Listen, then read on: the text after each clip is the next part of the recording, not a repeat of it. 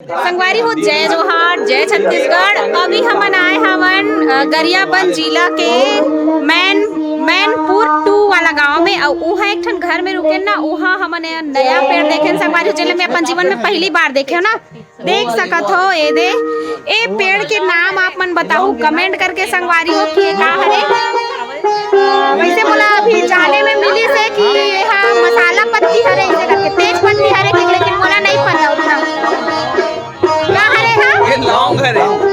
लौंग ए लौंग पहली बार देखा था मैं भी पहली बार देखा था। आप मन बताओ संगवारी हो कमेंट करके कि हरे कि नो हरे लौंग। और नैतिक लगे लौंग